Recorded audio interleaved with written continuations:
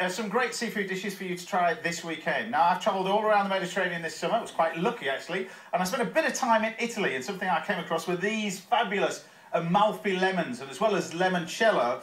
What I'm going to do is I'll create a little soufflé with that. Now, I'm going to use a foolproof soufflé cooked in front of the guy who wrote the book on desserts, using ready-made custard from a supermarket. Stop laughing, cameraman. He does it all the time, Chef. Lemon zest. Watch. All the girls are booing it. Literally, we've just put some lemon zest in there, the Amalfi lemons, egg white, ready-made custard, and I've buttered and sugared the moulds. Now, you can put passion fruit in here as well. I just wanted to show you what you can do this Christmas very, very quickly. So all we do is you take the buttered moulds, and I'm going to do a little tuile basket with these, and serve it with some ice cream and a little bit of sugar work. So all we do is you just take the little moulds like that, pop those around. So these have been buttered and sugared, like that. And then what we do is with your finger, just go around the edge. That's your thumb, Chef. Thank you very much, Brian. Yeah, anything to help. Thank you. Cheers, Brian. Always remember to prod the duck skin before you bake it. Oh, no. Thank you, James. That's a draw so Got far. him. There you go. Right. Now, we mentioned during while Brian was cooking, you started out when you were just 4 years old. An incredible journey you've been on as well. Yes, yes. It's been a very long career. I'm 44 next year, and I've been 40 years in the business. I've worked every year of my life since I was 4. So. How do you get from where you? I mean, we watched you as when you were doing Who Do You Think You Are? Yeah. The journey that you've gone on. But I mean, even you were surprised at some of the family members, and was it your great granddad as well? Was it? Yeah, no. I mean, my father was he's been dead many years, but he was in and out of prison. A colourful character. Colourful, but he's my dad, and I loved him.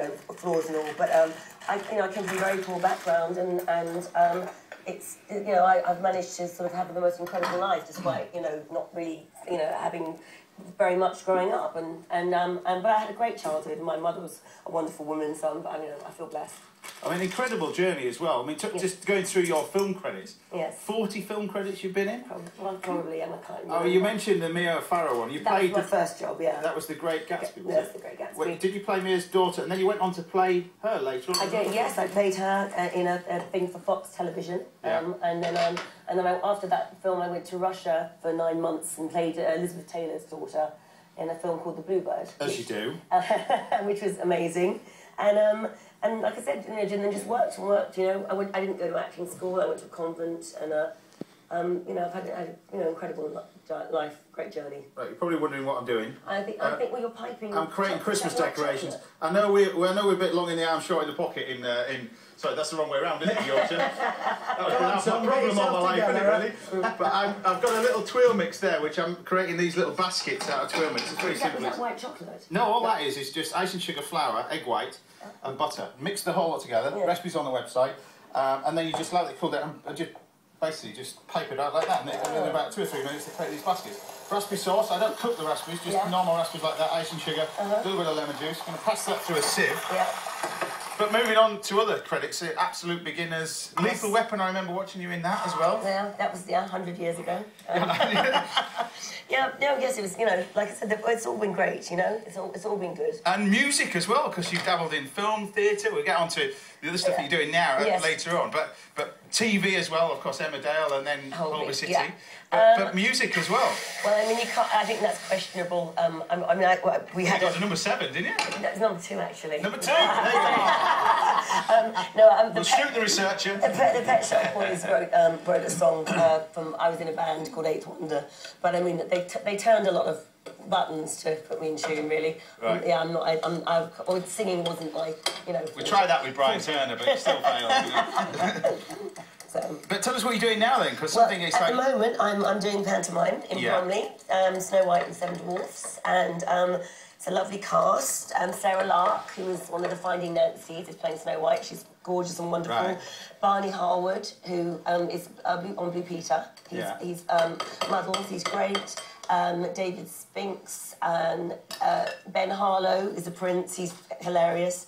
And it's a really lovely show, actually, and we're packing them in, and I'm having a great time. But you're playing the villain, are you? The Wicked Queen, yes. Right. It's really good fun being the baddie. I'm loving it. I mean, that must be massively different to obviously films and stuff, because you're literally having to do it twice a day some days. Well, I mean, it's a discipline. I mean, I love, I really love theatre and everything, but pantomime is a whole different, thing.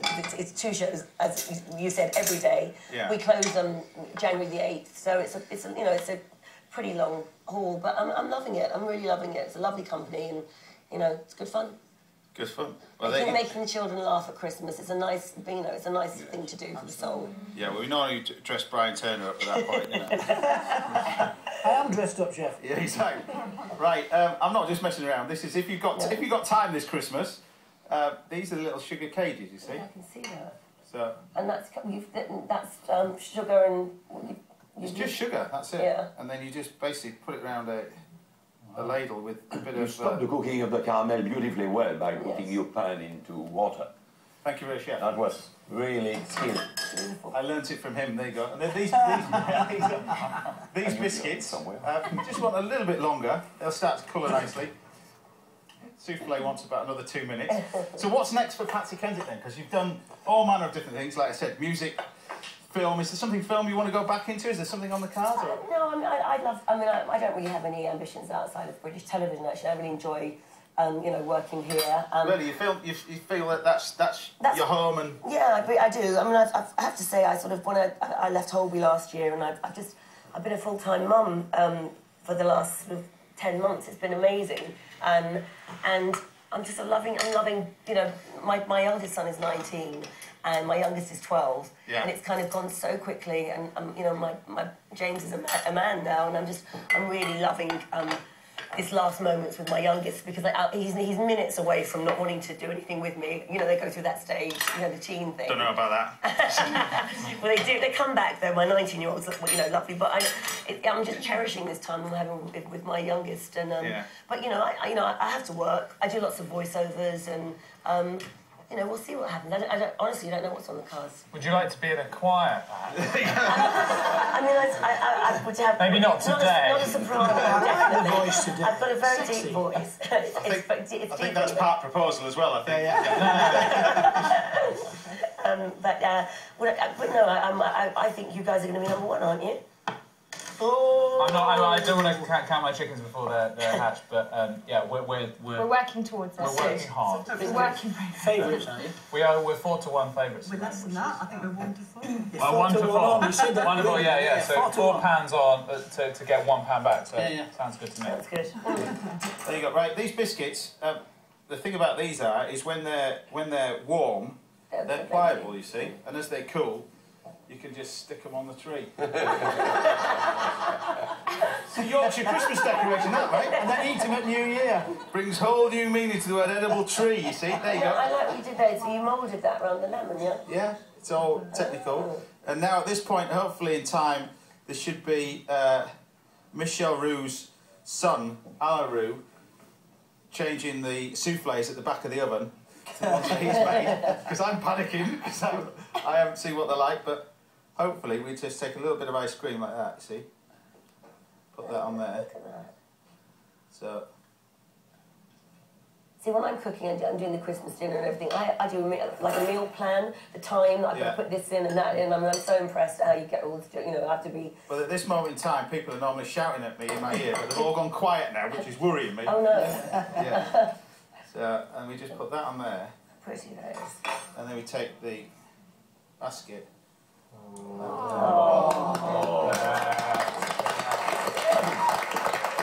And there's more. Pineapple shell! And we just take the souffle out of the oven. Very, very impressed with that. Wow. I think that was flour, but anyway. Lemon souffle is my favourite thing. That absolutely. This is a heaven thing for me. There you go. All done. Thank you. 7 minutes. Dive in. Shall I dive? Will it just? I don't. It's so pretty. I don't want to. Dive in. And what you do is you take some of this raspberry sauce, you see, and you can just put a little bit of the raspberry sauce on it as well. Hang on. Michelle? It looks good. There you go. I'm sure it tastes good. And But it gives confidence to people if you buy the custard, you see. it's easy. It's kind If of people foolproof. are a bit worried, I mean, they can do it. Yeah. If you can do it, they can do it. Yeah, right. Yeah. See you next year, Right, we'll be Michelle. cooking for Patsy. See you in 2013, Chef. We'll be cooking at the end of the show. We're facing food heaven, a very special hen's egg Scotch egg. First, I'm going to soft boil the egg, then wrap it in both hot and cold smoked salmon with a little bit of mashed potato. Finally, roll it in breadcrumbs. Deep fry it, served with some wilted spinach and a chive beurre blanc. Well, Patsy can be facing food hell, that trout. The fish is seasoned and pan-fried with plenty of butter, and it's served golden brown. The skin's removed and cover the fish with brioche crumbs and serve with French beans, little gem lettuce, capers and almonds.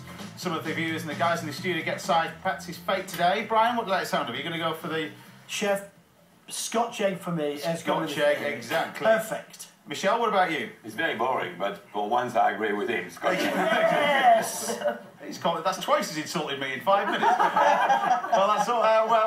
You'll have to wait to the end of the show to see the final result, of course. Now it's time for more simple.